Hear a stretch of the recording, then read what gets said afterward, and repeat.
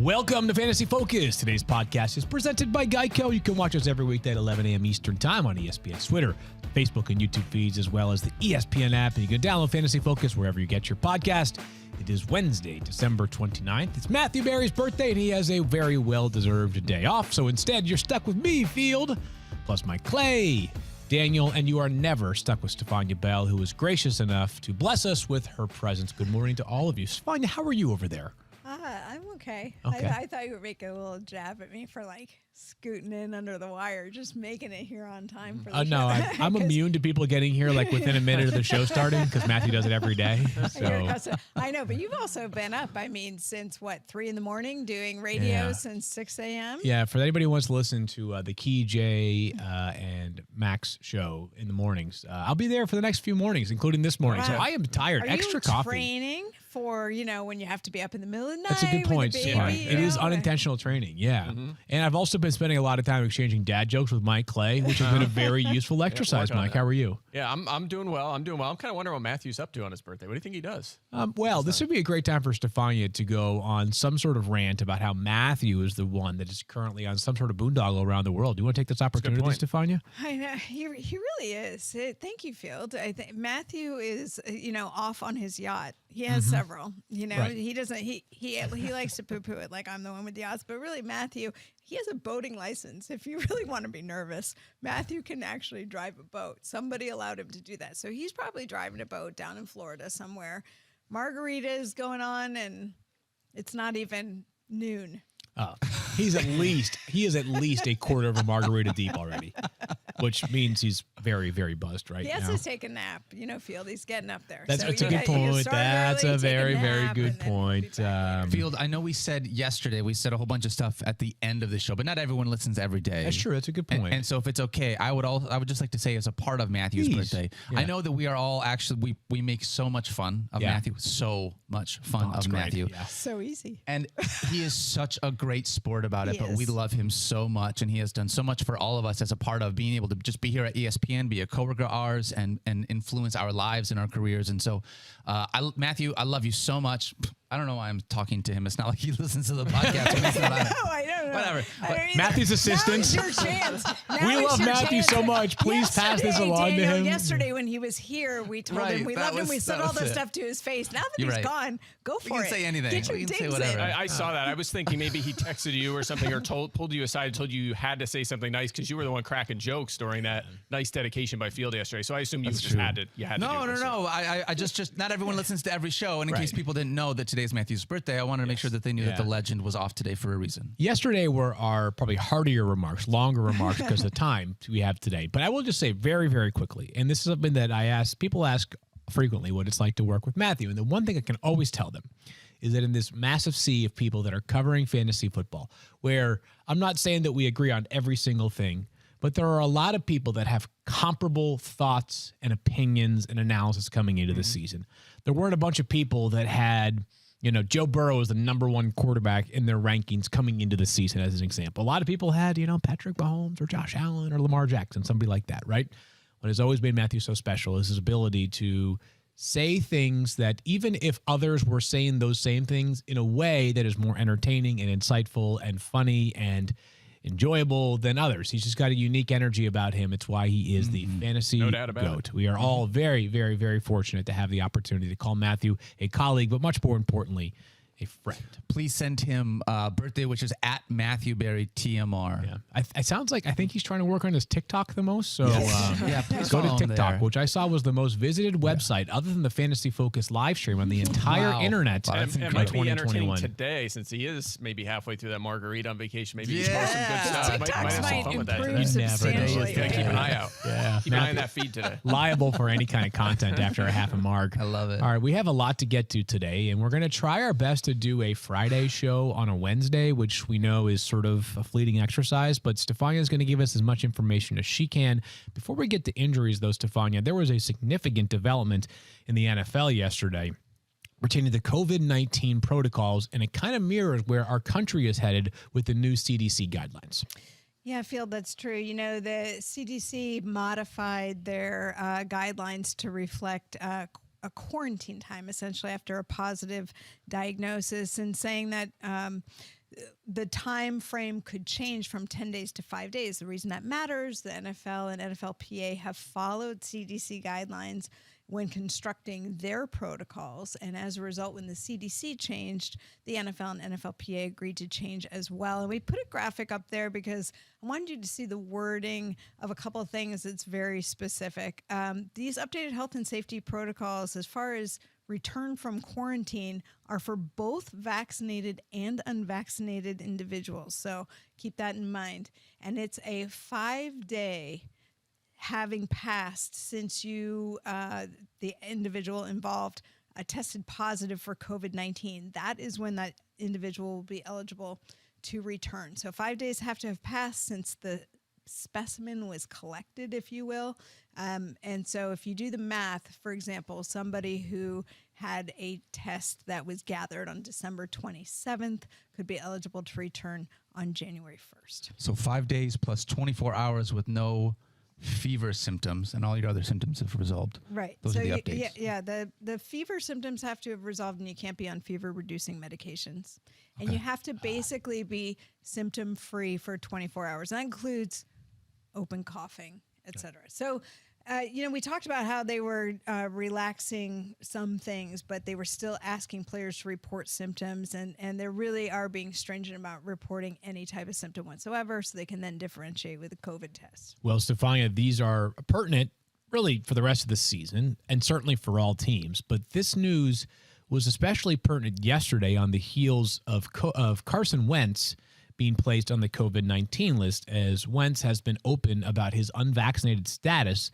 The Colts quarterback now has at least a shot to play on Sunday, which, if the previous rules had remained in place, he would have automatically been out against the Raiders. Yeah, and it's interesting because he had really acknowledged that he remained unvaccinated relatively recently. So it came up in a different conversation, so everyone was very much aware of his status. And initially, when the news was reported that he had been placed on the reserve COVID-19 list, the assumption by myself and others was that he would be out because at that point in time, it was still a 10-day mandatory quarantine for the unvaccinated player. And as you noted, the rules changed immediately after that. I will say that Sam Ehlinger, who is the backup to Carson Wentz, should he need to, should Carson Wentz be symptomatic and should he not clear in time for the game? Sam Ehlinger, remember during the preseason, Carson Wentz had a foot injury that kept him out quite a bit. Sam Ehlinger was their primary backup, and he's been taking the mental reps alongside of him throughout the season. He had a knee injury late in the preseason. Some people might wonder if he was recovered from that. He has fully recovered, and that is who would be in line to take the reins if Carson Wentz can't play. So I would encourage everybody that can to watch fantasy football now on Sunday morning, 10 a.m. Eastern time, at which point we'll have clarity on Carson Wentz's status. I think a lot of you who listen to this show have access or frequently use social media. My guess is that you'll have the information on Carson Wentz before Sunday's fantasy football now. Check the Twitter feeds of a variety of different NFL reporters, including Mike Wells, NFL. Does a great job covering the Colts for us here at ESPN. Mike, just briefly, if Carson Wentz is out, does that mean you'd be sitting Michael Pittman as a result of it? I wouldn't sit him.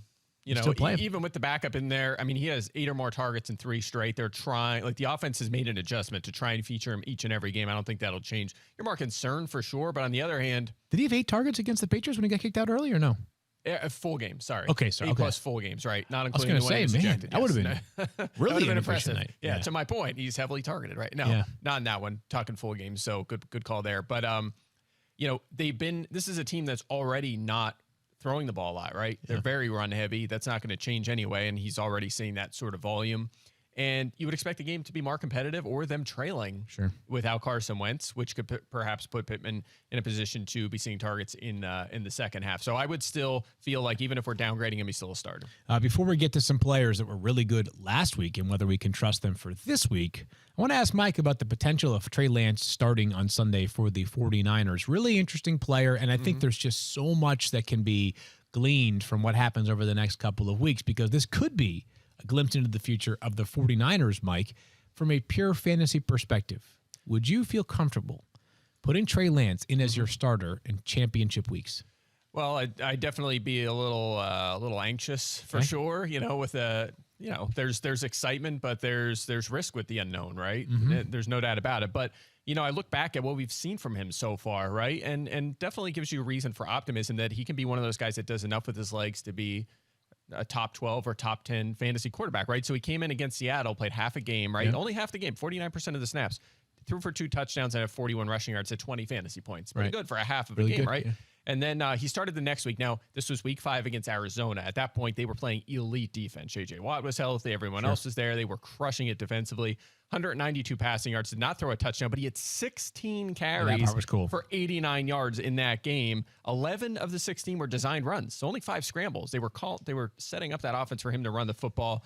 Had 15 fantasy points, nothing crazy, but again, it was a really tough matchup. So I have him QB 12. Houston's defensive efficiency against quarterbacks has not been very good. They don't face a lot of volume because they're behind a lot. Teams can run against them, but not a defense you're scared of at all. So yes, I definitely think with what he can do with his legs and his athleticism and raw skills that he is a fringe QB1. Will be really interesting to watch. It certainly sounds like it is heading that direction for the 49ers. Final word will probably come by Friday afternoon, but it seems unlikely that Jimmy Garoppolo will be available. So last week, week 16, we had a lot of players that came out of nowhere and had really, really good performances. And the question is whether we can trust them again this week. Perhaps none more so than Rex Burkhead, who had a career day for the Houston Texans against the Los Angeles Chargers. He had 149 rushing yards, 2 touchdowns. He's always been a good quality football player, Mike. Never been like a super duper star, but always been a good, useful piece, whether he's with the Bengals, the Patriots, other stops along the way in his career. This was the best we've ever seen him. Now he plays against San Francisco on Sunday. Do you think last week was a little bit of a byproduct of the fact that the Chargers, seemingly, objectively speaking, are the worst run defense in the NFL?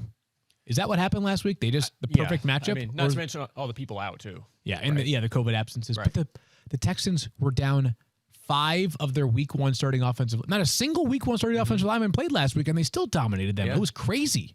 Yeah, no doubt about it. And we talk all the time about volume is king, right? Chase volume. And Burkhead's been one of the guys who's certainly frustrating me from a projection standpoint, right? Because I run the projections and I say, all right, he's getting 55% of the carries and 10% of the targets every week. And almost anyone who gets that's going to be an RB2 at worst, right? I mean, that's a decent share of the workload. Sure. And he just continued to average 2.5 yards per carry, no efficiency, no touchdowns. It was extremely disappointing. Finally, that volume turned into a big game here in a good matchup. But can we count on it going forward? I have a hard time believing that. I mean, look, he had 28.9 fantasy points in this game. His prior 5 games combined, and that goes back to when he took over as basically their lead back, 34 points total in those 5 games. The volume has been respectable, but the efficiency has been really bad. And again, you're going against the 49ers here. Mid-pack against running backs, they've allowed the 8th most touchdowns. But their efficiency against running backs has been outstanding. Bottom 5 in yards per carry and yards per target against that position, right? So it is a very tough matchup. To your point, quite the opposite of last week, right? When you're going up against the beat-up Chargers defense. So I'm going to say no here. I don't trust it.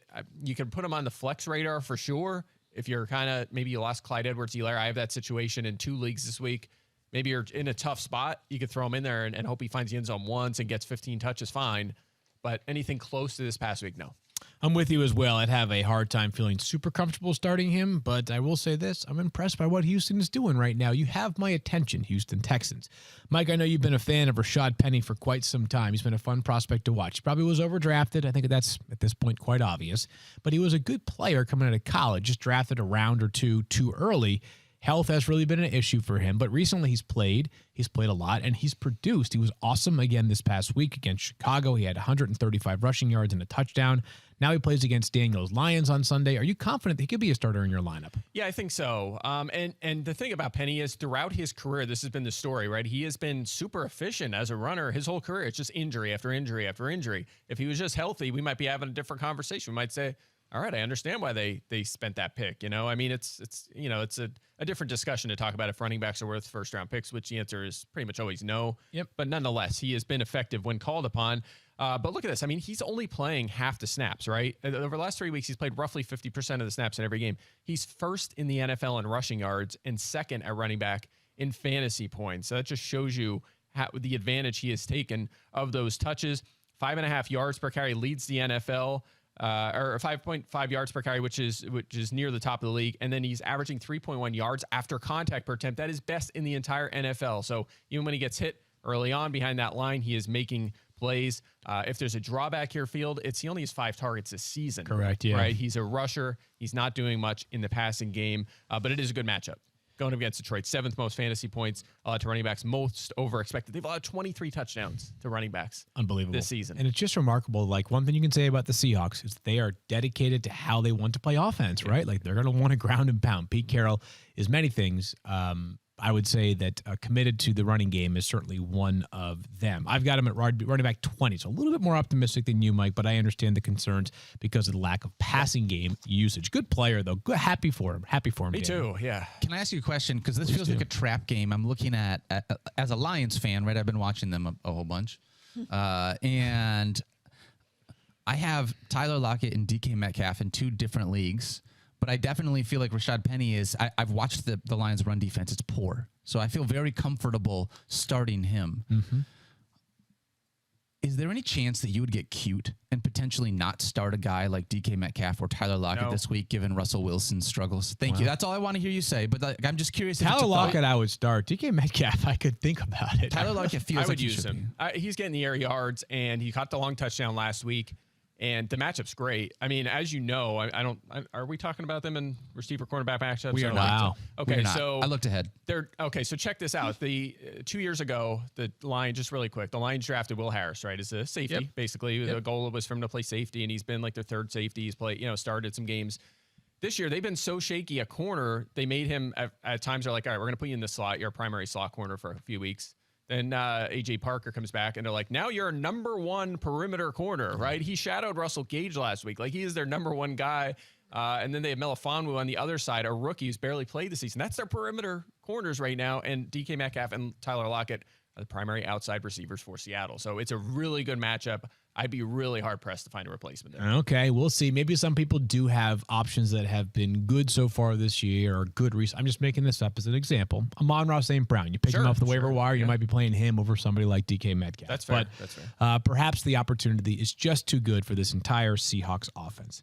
Hey, Devin Singletary has been good recently. He has emerged as the Bills' primary back, Mike. I think the reason why people are a bit skeptical, though, is that the Bills have had small commitments. Like, they've dated players in their backfield before, but never gotten married to them as the guy. Do we think we've reached the point where Devin Singletary is the guy in the backfield for the rest of the season? Well, like you said, they've been dating this one for 3 weeks, right? Yeah. I mean, 70% or more of the snaps in 3 straight games are starting to build up a trend. And the most recent game included Zach Moss, right? He actually played in that game last week. He dabbled in. There was an entire goal line series where Zach Moss was the back, and yet still over 70% of the snaps for Devin Singletary. It has worked out from a fantasy perspective, at least in terms of a high floor, 14-plus fantasy points in 3 straight, as a touchdown in back-to-back games as well. This is a pass-heavy, but an extremely productive, high-scoring Buffalo Bills offense. They still need wins.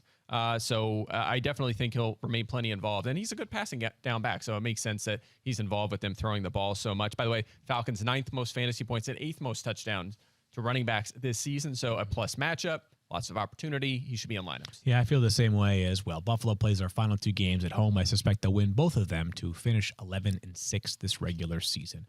We're going to talk about wide receiver and cornerback matchups, which, of course, Mike writes every single week for ESPN+. But we'd be remiss on this show to not mention that one of our beloved colleagues at ESPN, Jeff Dickerson, who covered the Bears for our ESPN NFL Nation, succumbed to his battle with colon cancer yesterday. He's 44 years old, and I think all of us probably have some level of interaction or memory of JD, and we could probably all spend a lot more than just a couple of minutes here reflecting upon the person he was. But it's an entirely too sad story. JD was incredibly kind and positive in the face of adversity, and as if it was not sad enough to lose JD, an amazing person and a fighter in every sense of the word, JD lost his own wife, Caitlin, to a battle with lymphoma just 2 years ago. It's heartbreaking. It's soul-crushing. The words probably don't even begin to describe just how sad it is. His son, Parker, is 11 years old. He'll have to power forward without both of his parents, which just breaks your heart in so many ways. And if you have it in you, if you can go check on Twitter, there is a GoFundMe link. There's no amount too small, too large to help hopefully enrich the life of Parker somehow, some way going forward. We're going to miss the heck out of Jeff Dickerson. He was an amazing reporter, certainly somebody that brought it every single day on the Bears beat, but much more importantly, a great husband, a great father, and a great friend. We're all going to miss him like crazy, Mike. Yeah, no doubt about it. Well said. I don't know what else I can add there other than saying that I've had some brief interactions with him, and he's just an awesome guy. And all you have to do really is go on social and just read all the dedications from the people who knew him best.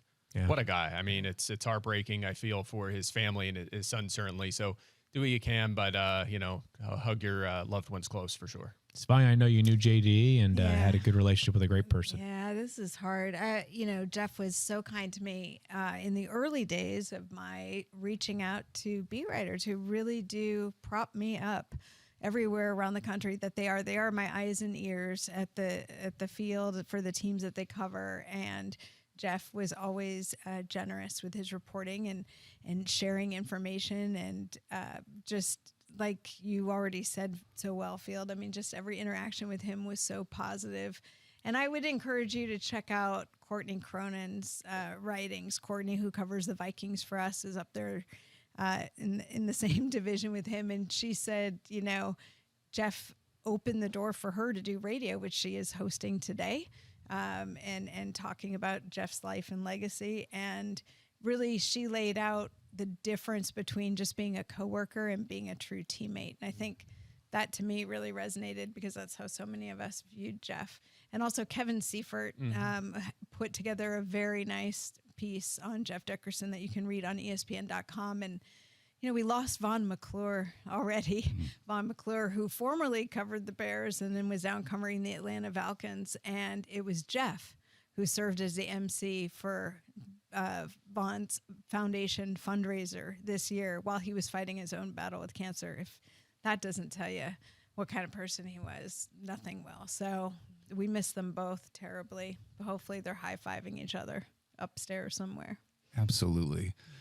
I got lucky enough to work with Jeff a handful of times when I first started at ESPN, because I did a whole bunch with the NFL Nation reporters before I got to work with everybody else that I've been working with the last couple of years. And so it was a ton of fun to be able to work with all of them. And Jeff was always just so much fun, a blast to work with. He was super nice about it. And it's heartbreaking that he was only 44 years old. And I feel like it's just another reminder that every day that we have is a gift. Yeah. And, everything we have is so precious, and you never know what's going to happen. And we're absolutely going to miss him. We're going to miss him like crazy. It's such a sad story. Last thing I'll say is just that I recall the last conversation I had with JD, which actually wasn't that long ago. And, it was amazing because probably if there was anybody who deserved to feel bad for himself, it was probably him. You lose your wife, you fight your own battle. And I will never forget this conversation. I was out with he called me, I was out walking my dog, and I remember coming back, talking to my wife, and just being like, something? Someone else is going through things that are a lot harder than what we're dealing with right now in our day-to-day lives. And his perspective helped change my perspective, and it was important at that time. It's something that I'll remember going forward, that perspective in life is essential. Jeff always carried great perspective, and JD will certainly be missed here at ESPN. 44 years old, gone far, far too soon. We'll honor JD by continuing to enjoy every moment that we get in this world. And I know JD would love nothing more than for us to continue to do what we love on a day-to-day basis in the same way that he loved football and we do. And so there's really no easy way to move on from that to the next portion of our show, but we're going to try our best. And as I mentioned, Mike Clay writes the wide receiver and cornerback matchup column every single week on ESPN.com. The premise of it is very simple. Mike tells you which wide receivers stand to benefit because of their matchups and which might be hindered because of their matchups. The wide receiver cornerback segment of this podcast is brought to you by Geico. Whether you rent or own, Geico makes it easy to bundle home and car insurance. Go to geico.com today. Mike, we have a very, very important game in the NFC between the Cowboys and the Cardinals. What does this mean for the Cowboys wide receivers on Sunday? Yeah, I think they're in a good spot here, right? Robert Alford went on IR, and the Cardinals have kind of suffered. Like, he's been kind of solid. For a guy that's missed the past couple of seasons, we thought that might be an edge, a matchup plus for the opponent. But as Arizona's defense has struggled as of late, and Alford going down, it's kind of fallen apart in the secondary for them. So we're talking Amari Cooper, Michael Gallup on the outside, CeeDee Lamb in the slot. All of these guys upgraded here. Again, you have the rookie Marco Wilson, who was actually injured last week. It's not 100% he's even going to play, so they might have to go back up there. Antonio Hamilton and Byron Murphy. Those are right now your 3 top corners, and again, we'll keep an eye on Wilson. But here's the numbers. Arizona, 6th most fantasy points allowed to receivers now this season, 2nd most over the last month, 6th most to the slot and the perimeter over the past 4 weeks. Obviously, they have given up a ton to that position, and now you're going up against maybe the best wide receiver trio in the NFL right now. As you know, as I mentioned, you have Cooper and Gallup on the outside, Lamb inside. They're going to see at least some share against all of these corners, right? And again, with the struggles, the injuries, you all added up, it's a very, very good matchup. So if you have those guys, I mean, I know they've been kind of dicey this year. Yeah. You know, Lamb's right? been pretty good. Cooper's been up and down. Gallup hasn't been very hot as of late. Has 1 touchdown this year. It's tough, but you can at least feel a little bit better firing them up. Interesting. I think there's some lessons like I'm learning. I'm trying to make sure I capture them and keep them in a safe space for next August when we're going through the same exercise of projecting for the season as well. And I see Lamb's been solid, no doubt. And he's got a really bright future, right? But I think what happens to me sometimes during the preseason is I get too attached to the wow plays and not focused in on the stuff that, like, every single snap, what are you doing, right? Because you wanted to find a CeeDee Lamb highlight this past summer, just search Twitter. You're going to get 20 of them, right? But I think what we're realizing is the consistency is going to be the key for CeeDee Lamb. Some careless drops this year, going up for a ball with one hand as opposed to 2. That's going to unlock superstardom for CeeDee Lamb. And this Cowboys team, probably because, in part, they have 3 wide receivers as opposed to just 2 or really just 1 star player, and the fact that they weren't that good offensively for a stretch in the middle of the season has made them more difficult to predict. I think if you have Lamb and Cooper, the plan is to just start them and hope for the good, but understand based off this year that, like, it's not always a guarantee. But it's a good matchup at least. Yeah, and he has been pretty good, by the way. You know, we all pretty much ranked him as a fringe or a wide receiver 1, and he's been that despite that offense. It's still high pace, still high volume, not as dominant as we expected. It's come around here and there. Sure. He's been fine. And this is more about my own hope that, like, hey, I thought there's a chance he could, like, break out as wide receiver 1 amongst all wide receivers this year. I totally get that. And maybe next year, I mean, Michael Gallup might not be there too. So it might be 2 guys featured. It could be Tony Pollard as their lead back. We don't know. Like, things are going to change. It could be Lamb 1, Cooper 2, Schultz 3. Right. And Pollard, you know, that could be the framework of their offense next year. So we'll Schultz see is how a free things agent play too, out. by the way. What's that? Schultz is a free agent as well. Oh, is he? Okay. Yeah, so it That's could be my, Michael Gallup would look great next to Amon-Ra St. Brown in Detroit. He would. That is my New Year's resolution. Is that Michael Gallup gets traded to the Detroit Lions? There you go. Everybody wants him. You know, Eagles fan. Obviously, everybody Jaguars, wants him. Eagles, on Philly. Lions. What are the right? Eagles going to do with him? You guys don't know how to do anything with wide receivers. Wow. Listen, you're not wrong. Well, they do. You know what they do know what to do. The Eagles. Cave so easily. The Eagles do know what to do with cornerbacks, as they have an excellent one in Darius Slay. And on Sunday, he faces off against Terry McLaurin again, Mike. And Terry's such a tough one, right? Because he's such a good player, but he's been undone by sometimes difficult matchups, sometimes injuries, and also quarterback play this year. Yeah, so and Darius every other Slay, year. what's that? And every other year for that matter. No doubt, yeah. So Darius Slay signed with was traded to the Eagles before last season. These teams have played 3 times since that point. Slay has shadowed Terry McLaurin in all 3 of those games. If you look at McLaurin's receiving lines in those games, not so good. 5 for 61 in the first game last year, 7 for 41. No touchdowns in either one of those games. And then this year, earlier this season, 2 for 51. He hasn't scored a touchdown in either of those 3 games since Slay joined the Eagles. When they played in week 15, he ran 22 perimeter routes. Slay was on him on 100%. Sometimes it's like 18 of 22 or something. You know, there's a couple plays are off the field. Every single play, that should certainly make you nervous. You look at other shadows this season from Darius Slay. DJ Moore, 5 for 42. Mike Evans, 2 for 27. Henry Ruggs, 4 for 24. Mike Williams, 2 for 58. Elijah Moore had the best game, actually, against him, 6 for 77 and a touchdown. Obviously, you have that one exception. Otherwise, he's been outstanding in this zone-heavy scheme this season. The Eagles overall, by the way, just dominant against receivers all year long. Jonathan Gannon has done a terrific job on that side of the ball. Second fewest fantasy points to receivers, second fewest to the perimeter, third fewest to the slot, just across the board. They have been terrific against that position. Even guys against Steven Nelson haven't been as good as they were early in the season when we used to pick on that side of the field. So I want to avoid Washington's receivers across the board if I can. I mean, they're rotating the second guy. You don't want to be messing around there anyway. Yep. Right, if guys in and out. And then McLaurin, I mean, I still have him ranked like as a mid-range wide receiver 3, but if I have a better option, I would go that direction. Eagles turn things around. Remember the perspective people were sharing on the coaching staff earlier this year? Oh yeah. Yeah, I don't forget absolutely. it. I won't forget it. Big scheme change Receipts. around midseason. Receipts. Yeah. Around midseason, they made a big scheme change. I mean, look, very young, new coaching staff with all new players, learning on the fly with everything else going on this offseason. They started slow. And to their credit, they made adjustments, significant adjustments. And it's been, I mean, they're playing well. The schedule's been easy. I get that. But they have done a really nice job adjusting and improving as this year has gone on in a lot of areas. So we'll see what they can do. We'll see what they can do going forward here. You don't choose who you play on the schedule, right? So they've taken advantage of the schedule, and hopefully they continue to do so and have a chance to make the playoffs. That would certainly make Mike very happy.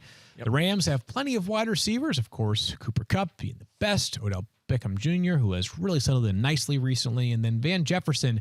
And on Sunday, Mike, they travel to Baltimore to play the Ravens, who are about as decimated of a defense as you can recall in quite some time. Yeah, I feel bad for John Harbaugh because he's done such a good job getting his teams to overachieve over the years. Yeah. And you just get to a point this year where you're like, he can't, it's not his fault. Like, what are you going to do with this situation? It's a mess. They're doing a good job, to be honest with you. What's that? They're doing a good job considering the factors. They're still hanging right in that division. They may make the playoffs. It's unreal. So just decimated. I'm not going to go through every name like we do every single week where they've lost, Peters and Humphrey can go on and on. But last week, obviously, they hit rock bottom in terms of what they had available due to COVID and injuries. And the Bengals wide receivers took major advantage. Just the receivers, not even the whole game, just the receivers had 404 yards and 3 touchdowns and 80 fantasy points alone.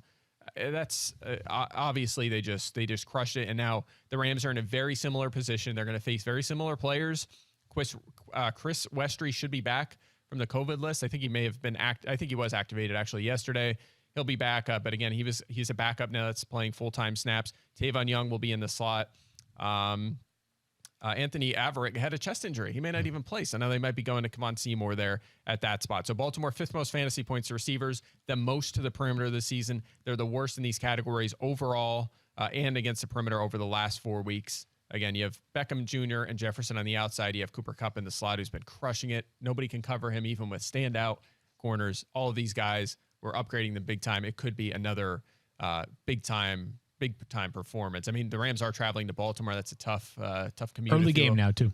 Early game. They moved the game up from 425 to 1 on Monday. That is tough, and maybe there's a little bit of a trap element from that regard. And obviously, we know Baltimore's well coached. Maybe they bounce back a little bit, but on paper, outstanding matchup. Yeah, and I don't know what's going to happen with the quarterbacks, but I do think if Lamar plays, which I have no idea if he will or won't, it's still the beginning of the practice week, but you could see a big emotional moment on Sunday. If this team playing at home with Lamar Jackson coming back, you could see them finding a way to kind of slow that game down a little bit to maybe neutralize the Rams' high-powered attack. And they need a win bad to get in the playoffs. Yeah, they may miss very playoffs. bad. They have to win games. Yep.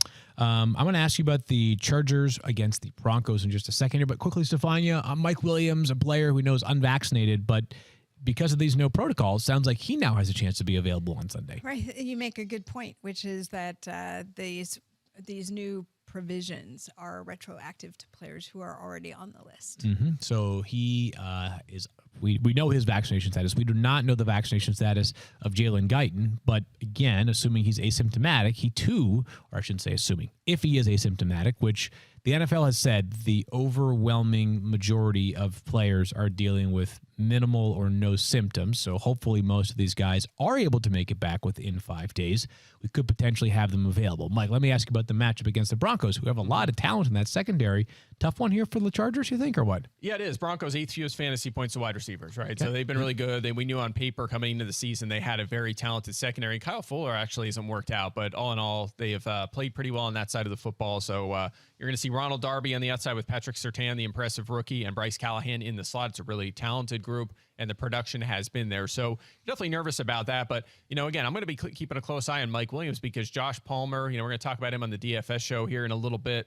He's been good when he's given an opportunity. There's only been 2 games where he's played more than two-thirds of the offensive snaps, 5 for 66 and a touchdown, and 5 for 43 and a touchdown. This is a very high-scoring, pass-heavy, high-volume offense. If he's in position to be their number 2, which he would be if Williams is out, he's going to be a wide receiver 3 at worst, and certainly a value play in DFS. Jalen Guyton, by the way, quick note, if he's back and Williams is not, Still a little nervous about him. He has a touchdown in 3 straight games, but had 0 in his prior 21 games, and he only had 9 touchdowns 9 targets in those 3 games where he scored. So you're kind of betting on a big play, which is always the case with Guyton, right? You're always kind of hoping for a big play, but again, he didn't score 21 straight games before this recent run. So not as I guess what I'm trying to say is here, it's Keenan Allen lineup block. If Williams is out, I'm going Palmer over Guyton for sure. Let's move forward to a couple more players who actually already faced teams they are facing again this Sunday. The rematch portion of the Fantasy Focus Football Podcast, and we begin with Kirk Cousins and the Packers, and the Vikings travel to play the Packers on Sunday night in Green Bay. All the way back in Week 11, Mike, Kirk Cousins lit the Packers up. He was awesome. 25.2 fantasy points. Part of a really strong start to the season for Kirk Cousins. He has not been nearly as effective recently. You concerned about Sunday night? A little bit. You mentioned it. He's QB9 for the season. Yep, right. Had the really big good first game at the Packers, but he's been under 17 fantasy points in 4 of his last 5 games. So that's, to your point, obviously a little bit of concern there. I will say this. The Packers have, and again, part of this is teams throw at them a lot, right? I mean, the Packers have win most of their games. Teams are always trailing them. They have to throw the football in the second half.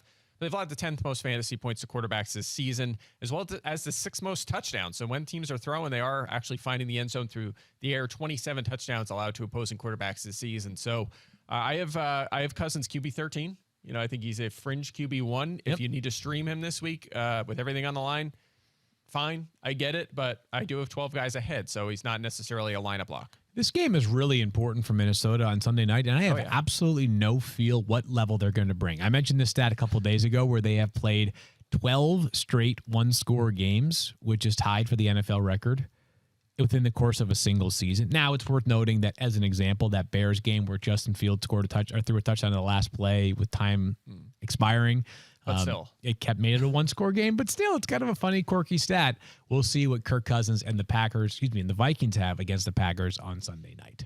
It is time to go for 2, brought to you by Truly Hard Seltzer, with the pair of running backs facing a defense for the second time this season, Field Yates. That is correct. We begin with Najee Harris and the Steelers, who play the Cleveland Browns on Monday night. What a fun game that'll be. 2 teams that still have a shot. I don't know how often this happens, but all 4 teams in the AFC North can still win the division as we enter Week 17. Mike, it's not always pretty. As a matter of fact, it's rarely pretty for the Steelers offensively, but Najee's volume has just been too good, and he's been producing. At least he produced this past week, I should say, against Kansas City. Yeah, and he produced against Cleveland when they played the first time, right? 29 touches, 120 yards, and a touchdown in that game. So the efficiency, not great, but when you get 29 touches, who cares? I mean, obviously you're going to probably get to 100 yards, maybe score a touchdown, and that's exactly what he did. Harris, I mean, again, you could pick apart his efficiency all season long. It's been in a tough spot. We knew coming in the offensive line was going to be a trouble spot for them this year, but he has 9 top 12 fantasy weeks. Yeah. That's only Jonathan Taylor has more. So he still delivered from a fantasy perspective. Check this out. He leads the running back position in snaps, routes, touches, targets. He's 3rd in yards. I mean, I just said a bunch of categories that he's ahead of Jonathan Taylor, and you wouldn't have think that, right? Touches and snaps. I mean, this guy is just a full-time presence on the field, and he's been very productive. The Browns' 10th fewest fantasy points allowed to running back, so maybe a little bit of a below-average matchup, but, and really neutral if we're being honest. So I have him RB4. He's in line for another big game. Sometimes it's not just how, it's how many, right? And for him, it's how many, and the volume is just stupendously good for Najee Harris. Meanwhile, Javonte Williams and the Broncos go to Los Angeles to play the Chargers, Daniel. I wanted to ask a question. Please go for it. Najee Harris. Yeah. Is the idea? I know his volume has been phenomenal, but his efficiency has been really poor. Mm-hmm. Well, you know what happens when you don't draft an offensive lineman until the 4th round or 3rd round, and the guy makes sense. You drafted has already been benched. I just want to know. I think Kendrick Green's getting benched this week, if I'm not mistaken, and Dan Moore, their 4th round pick out of Texas A&M, has been not that great. You know something, Daniel? It was and I don't think Steelers fans want us to, lament their offseason once more right now. But I thought it was a little bit of a backwards plan to go with a running back in the 1st round rather than fortifying the offensive line. I mean, how many good rookie running backs are there this year that aren't 1st-round picks? A lot of them. Yeah. And you know who did the opposite thing? The Colts. That's right. Built the offensive line, then spent a 2nd-round pick on a running back, and I'd say that's going pretty well, right? They don't even need a quarterback right now. And speaking of 2nd-round running backs, how about Javonte Williams, though, right? I mean, for the Broncos, who was a top of the 2nd-round pick, but still a 2nd-round pick. And I think the matchup is just too good to ignore this week, Mike. I just saw what the Texans did to the Chargers. I think there's a chance the Broncos adopt a similar mindset. The Broncos never throw their wide receiver, so the running backs have to be ranked high, right? Yeah, I can't. It's egregious how little they've gotten out of the receivers. Makes no sense. I'm sorry. Yeah. I mean, I think that this is a whole story, a whole thing I could get into. It doesn't even make sense, and I think it might end up costing them a playoff spot for sure. But nonetheless, they have featured their running backs, and that's good news if you have Javonte Williams and perhaps Melvin Gordon from a fantasy perspective this week. When they played in Week 12, 17 touches, 111 yards, and a touchdown in that game. Believe it or not, Williams, we've talked all season about how he's been limited, right? I mean, you have Melvin Gordon. They're basically splitting it even in that backfield. He's still 15th at running back in touches and 10th in yards from scrimmage. I mean, pretty good, right? If there's a knock, it's recently he has 10 or fewer receiving yards in 3 straight, so we're not getting much out of him in that department. That would certainly help increase his floor, which was the case earlier this season. We're not getting that out of him. He was also outsnapped by Melvin Gordon again last week, which is another detriment to his upside, but he's playing the Chargers' 5th most fantasy points to running backs. You just mentioned it. Rex Burkhead crushed it against them last week. They're top 5 in carries, rushing yards, yards per carry, touches, and total touchdowns to running backs this season. About as good as a matchup as you can get. So Williams, if you have him, despite some drawbacks, you're starting. Pick every NFL matchup for a shot at prizes with Pigskin Pick'em, presented by Truly Hard Seltzer. Play at ESPN.com/PigskinPick'em or in the ESPN Fantasy app. I hear like Broncos fans are like, hey, yeah, but we have these guys signed up in Cortland Sutton and Tim Patrick and Jerry Jeudy, and we'll have Aaron Rodgers next year or something like that, right? And I'm like, okay, Wilson, maybe somebody. Okay, but what if you don't? Like, what if you don't have them? Like, what if you're back and you're starting Teddy Bridgewater or Drew Lock or a rookie quarterback next year? And you just invested all that in guys you're not. I just don't understand. Like, you can't even make the case that, well, Sutton's maybe not getting open or very good. Well, then why'd you sign him to the extension to not throw it to him 3 times a game? Sure. I just don't understand why you're not using. You did this on purpose. You spent all these day 1 and 2 picks on these skill guys like Jerry Jeudy and Cortland Sutton and Noah Fant, and you're not using them. And it's your offense is not good. Their offense is getting worse as the season is going on. And I get you want to feature the running backs, but it's going to end up costing them, I think, once. They may miss the playoffs now, and they should be a playoff team with that defense. New segment alert. It's called Wire Fire, and Wire Fire is brought to you by Captain Morgan, bench boring drinks, and sub in the captain on game day. Captain Morgan, the official spice rum of the NFL. Hey, Stephania, I'm going to talk about Dare Ogunbowale in just a minute for the Jaguars, but I think it's worth reassuring people that maybe playing dynasty leagues or are wondering what the outlook should be for James Robinson, because a torn Achilles used to be a really scary injury for a player. Not that it's not scary anymore, but there seems to be a much brighter outlook for players coming off of that injury, even at running back. Yeah, I think we talked a little bit about this yesterday, that we're seeing guys come back sooner. I would always remind people as well that timelines are subject to seasonal calendar. So sometimes if a guy tears his Achilles, like let's say it was mid-season this year, and then couldn't return till the start of next year, it could look like a 10 or 11-month recovery. And he might have been ready several months sooner, but could not play sooner because of the calendar. So that's what I mean by seasonal calendar. But we have seen running backs who are returning and looking strong. Deontay Foreman really has bounced back in his career. He actually, after he had the Achilles repair, I think he was playing for the Colts, and he went down with an injury after a game or a game and a half. And people assumed that it was because of the Achilles, and it was like a shoulder injury. And that's what ended up costing him the time. So he was actually came back quite well from that. We've seen Marlon Mack. Now, granted, he hasn't been playing a lot for the Colts, but I watched him in training camp and talked with him then. That's when he was getting his first action when they were scrimmaging with the Panthers, and looked really good and had a lot of confidence in his leg. Those are the things that you're looking for. And now Cam Akers is prepared to step on the field potentially this weekend. We don't think he's going to necessarily see a ton of action, but still considering the timeline. And I would encourage people to go look at some of the videos he's posted on his own Instagram account if you want to see how he's moving and judge for yourself. He looks pretty darn good. We'll see how he does in competition. But anyway, all of that sets up James Robinson to be ready, close to, or at the start of next season. Again, everyone is slightly different, so it depends on the individual, but there's no reason to think he can't make it back and be a top running back again. Looking forward to seeing him back on the field. The Jaguars obviously have two major running back investments that are going to be rehabbing right now with Travis Etienne with that foot injury. Yeah, and James Robinson as well off that Achilles. So hopefully they're both okay by the start of next year. In the meantime, they have to play somebody on Sunday against the Patriots, and Dario Gumbawale is the next man up. Mike, he was a good pass-catching back earlier in his career, kind of a special teamer for the most part. But last week played basically every snap after James Robinson got hurt, and they're probably going to need him on Sunday against the Patriots. Yeah, we might have a new king of week 16 and 17 because remember, this is 2 years in a row. Remember last year? So week 16, he filled in at 17 touches for 78 yards. Week 17, 18 touches for 72 yards. He's right on track with the exact same setup this year at 14 carries and 5+ targets in both of those games. And this is what we saw last week, right? James Robinson goes down early. Ogunbowale plays 83% of the snaps, 19 touches, 72 yards, and a touchdown against the Jets. Was a very good matchup this week. Tougher matchup going up against New England. But again, we've talked about this before. A team that has allowed a lot to the running back position. Not a lot of touchdowns, but the 4th highest yards per carry. And check this out. They've allowed at least 145 scrimmage yards to the opposing running back room in 10 of their 15 games. The average across the whole season in all 15 games is 153 yards per game to running backs.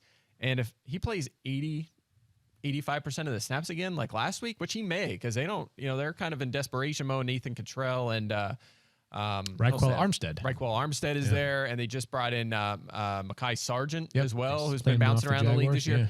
He very well could play 80% of the snaps again this week. And if he does against this defense, he could have 100 yards and score a touchdown. There's no doubt about it. So I have him ranked 27th right now. That could be a little low. If he's going to be featured, that is going to be a little low. Definitely in the RB2 radar. I believe he was one of the most popular waiver ads last night off of waivers, would not surprise me a bit. Moving forward to the Vikings, Stephania, I know it's early in the practice week, so I'm assuming we have no information about Adam Thielen's availability. Well, we only have Mike Zimmer saying that although Thielen's ankle was sore, remember he couldn't finish last week's game. I think he only played 23 snaps before he exited after aggravating his ankle injury. He did say that they were hopeful to get him back this week. Hard to know. Again, Mike Zimmer's been optimistic in the past, and then players haven't been available. And then we had Dalvin Cook where we didn't think he was going to play, and he showed up and had a monster game. So I still think it's too early to tell. So it sounds like there's a chance of play. There's also a chance he won't play, meaning Adam Thielen. If he doesn't play, Mike, how high would KJ Osborne climb in your ranks? Well, let's put it this way. The last 4 weeks, he's played at least 79% of the snaps in all 4 games. 7+ targets and 14+ fantasy points, as well as 3 touchdowns in 3 of those 4 games. That sounds one good dud to me, mixed in there. Three games have been really good. He's the number 16 fantasy receiver over the last month. Excellent. So he's been pretty good. That tells me at least a wide receiver 3, right? You're going up against the Packers, mid-pack matchup. They don't allow their efficiency is outstanding against receivers, much like with the quarterbacks. I talked about this earlier, but teams have to throw on them so much. You're just going to rack up all kinds of volume. So based on his usage as of late, if Thielen's out, he's a guy you're going to want to start. And by the way, when Thielen went down a month or so ago, this is what we expected. We're like, all right, 23, 25% of the targets open up, and Osborne's already playing a lot, and he's been productive here or there. There's a path to 7 targets a game, and it's gone exactly as we expected, right? So definitely a guy you can consider as a wide receiver 3. KJ Osborne on the radar from the U by way of the University of Buffalo. Isaiah McKenzie, speaking of Buffalo, for the Bills, was the best player not named Josh Allen on the field this past Sunday against the Patriots.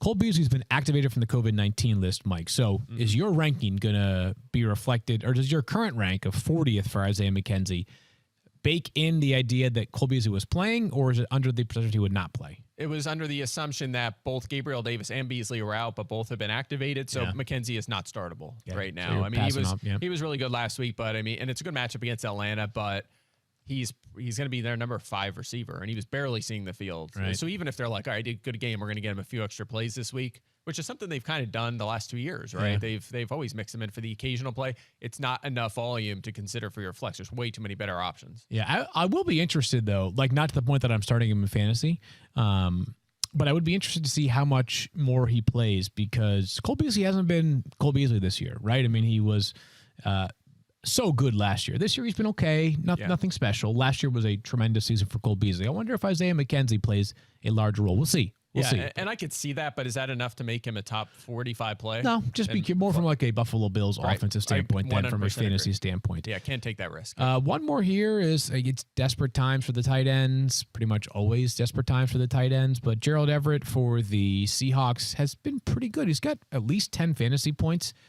in 3 straight games, and I believe 4 of his past 5, Mike, like been kind of good. Like he's been useful enough to consider maybe. Yeah, I have him 19th. He's a tight end too, right? He's also been under 6 targets in 3 straight games. He has 3 touchdowns in his last 5 games, but had none during his prior 7, right? So he's kind of spiked it with touchdowns lately despite low volume, and that has kind of paid off in fantasy.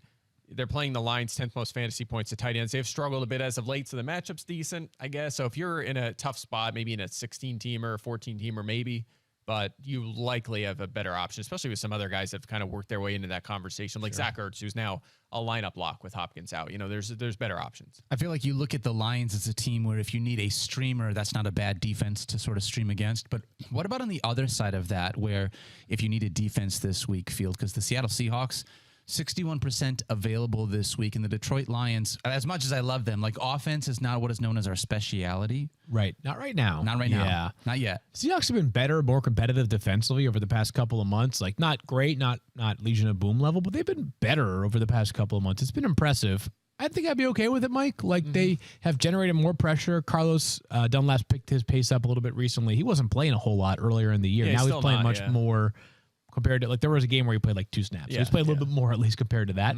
But like their leading sacker is 6.5 sacks, like not a dominant pass rushing team. Secondary is fine, even without Jamal Adams. Like, I think I'm okay with it. What do you think? Yeah, I have them 13th, so not a top 12 play, but I'm not super opposed to it. I mean, they're a streaming option. You know, I think other teams you could look at, the Saints going up against Carolina, the Niners have been kind of mid-pack in terms of defense special teams going up against Houston, the Eagles against Washington, Chicago against the Giants. Those are some that are probably available who I like more. But again, they're on that radar. And if you're in a deeper league or some of your league mates are holding 2 defenses, which I always love, by the way. Yeah. I love when I'm in 12-team leagues and teams are holding multiple kickers and defenses. So I'm like, that's more skill guys for me that are available, right? Love that. Totally, but those, you have some options out there for sure. Man, I did the Chargers defense thing last week. Didn't work out so well. Playing against the Houston Texans wasn't my finest hour. Hey, one more piece of news, like a little bit of an update here. I saw this from John Harbaugh and Stephania. If you have anything you want to add, please do. But he said today that Lamar Jackson will practice on a limited basis, the first time he has practiced in quite some time. Anything to add, Stephania, or just sort of that's the news? No, I just I retweeted Jamison Hensley with the little eyeball emoji like I'm watching, because with the bone bruise, the big thing is now that you're testing it a little bit, you want to see what the reaction is. So let's see what he does, and let's see how he looks the next day. Hopefully, that will be important. Hopefully he's back on the field. The Ravens obviously have missed him dearly over the past couple of games. Well, last week. Tyler Huntley was great the week before. But we shall see on Lamar. Daniel. I know that Stephania is watching and is always watching for injuries to be able to make sure that we have all of the latest information at Stephania_ESPN. One of the things that I'm watching for this week is to figure out whether or not Cooper Kupp can have 230 receiving yards to be able to break Calvin Johnson's receiving record in the same amount of games. Right, that's a good question. So this is like I think the answer is maybe. I mean, 230 is a that's lot. a lot. That's like an historical game. I'll take the under. Anyone want to bet? Anyone want to bet on that? I'll take the under. I got a question for you guys. Yeah. Like, are you even going to recognize records that are broken in 17 games? Or, like, are you going to not recognize them now and 10 years from now maybe recognize them? It depends. Context for everything. It's not going to be hard to do the math and say, well, he beat the record by 1 yard, but he played an extra game. Plus, guys are missing so many games, too, that they're still going to play. Kind of like the Jalen Waddle thing, right? Jalen Waddle he's the good example, right? Because he missed the one game, so it will be exactly 16. It's hard to tell, right? Because it's like the COVID asterisk. I mean, you know, there's so many things that are different in the last year or two. I just think it's different. It is. It's an adjustment. But, you know, at some point, people shattered all the records because we jumped from 14 to 16 games. And no one says like, oh, well, you know, that's the record for players with only 16 games played. I just said Calvin Johnson was the leader in receiving yards, not even thinking about the idea that football was 14 games for. And like, that's a great point, Field. Like, give it 25 years, we'll probably be there, but I don't know. Where does stats and info land? Like, to me, like, they're the go-to, because everything's like in the modern era of football, right? We always talk about the modern era, and that's everything's categorized. So I would default to them. I remember what Matthew was telling me once about how he drafts it. You guys, I didn't even say anything. We already know the joke. You didn't even make it. We already know where you're going. From modern era. Yeah, Right. when he drafted Otto Graham in his 6-week schedule, right? Yeah, the Cleveland Browns went 6-0 in the 1932 regular season. Matthew crushed it that year. Papa Maroons year. Dude. Yeah, I want to close out this year because it's just for me. This is our last podcast of the year. Oh my God, we're off so Thursday and sad. Friday because I want everybody again to be able to have time for the holidays to hopefully spend with their families. Yeah, being safe and being careful with everything. But one thing I really want to watch this weekend, and I realize I just talked about it with Cooper Kupp. I think it's so awesome as somebody that has been a Matthew Stafford fan for so long for the Detroit Lions when he was surrounded by people that just made his entire career difficult. Yeah, to have two of the greatest wide receiver seasons ever with two different wide receivers. I'm super excited to watch that. Yeah, and you know who else is super excited about that, right? Mama Dopp. Mama Dopp was the best. You know of course, what? she's very This excited. is a non sequitur, but I do think it's important to acknowledge the passing of John Madden yesterday, and I would highly recommend the documentary All Madden, directed by our former colleague Tom Rinaldi, and it's going to be airing on ESPN Plus. I just learned, so check your programming schedule, because if you're a fan of football history, you will love all the folks who are represented in the documentary. And it really, for some of us who grew up with John Madden was an icon in the Bay Area because of his coaching time with the Raiders. So I got a lot of John Madden in my life. But really, he made football, I think, one of the things that's important, and it's translated to why fantasy football is so accessible. He made football accessible to so many people with his storytelling and explanations and demonstrations on his telestrator when he was calling games as well. So I would say if you are interested, check it out. Not to mention his name on the video game franchise forever. I mean, the guy is seriously a legend. I grew up with Pat Summerall and John Madden. Yeah. That was. I mean, I know a lot of people have been team. saying that the past few days, but I still miss that group, and I can't believe they're both gone. I mean, they're awesome, and I pulled out last night. I pulled out all of my Madden video games from over the years because they just pile up, right? You just keep them. And I was like, wow, I have them going back to when I was a kid, when I was 10. I mean, I think the first one was Madden 95 that I had in the picture that I put on social media.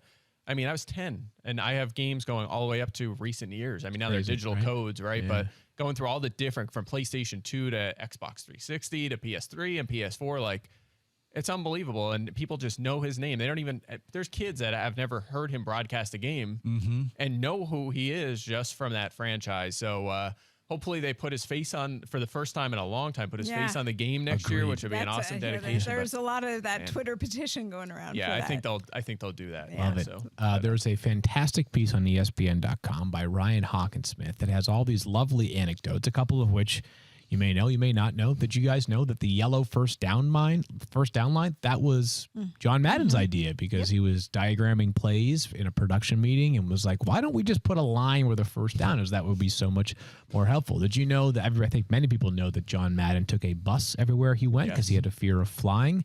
The way that came to be was there was a week in which John Madden had to call a game in Atlanta on Sunday. He had to be in Vegas Wednesday, and he had to be back in D.C. on Sunday. It was too hard to find cars and trains to take him to where he needed to go. So CBS, where he was working at the time, cobbled together the money to rent a bus for a week. Which bus did they rent? Dolly Parton's tour bus. Yes. Yeah, it's actually, that's in the doc, and you can see the original bus, and you meet his bus driver. That's It awesome. is so phenomenal. It's really cool. I was just going to say, just the players who are in this thing, you've got to say, Lawrence Taylor, I mean, him talking about Madden, making him a better player, that he actually cared about how he played, because if he knew John Madden was calling the game, he knew he was watching. And so stuff like that, it's just... man, if you love football, it's so good. And so good. People people know some plays now. 4 verts, all go special, cover 2, right? Zone blitzes, things that people know from playing Madden. I freaking have learned so much about football literally from playing Madden, because they teach you how to read defenses. They give you diagrams of what all of these different things are, and that you literally can learn the game of football that way, which is so rad. I loved Madden. Used to be he used to be the commentator in the video game as well. And I miss being able to hear John Madden. I remember he had a quote where he was like, "Oh, sometimes the the worst place to hit a wide receiver is in the hands. And I'm always, every time I like watch somebody drop a football, I always like hear back to that like Madden quote when that happens. Like, I wish that was still in the video game. But so anyways, much goodness from the great John Madden. Such a great man. And I don't know that legend even comes close to encapsulating No what way. John Madden means to football. He is football. Yeah, he is football. So Yeah. you Shout out missed- to Tenactin, by the way.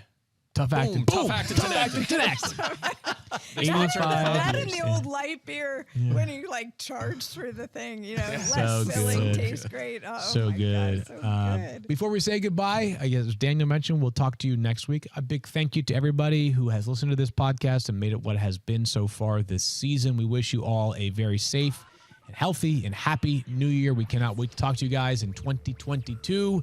We appreciate you more than you know. For Daniel and Stephania and Mike, I am Field. Happy birthday, Matthew. We'll talk to you guys on Monday. Happy New Year. Peace out.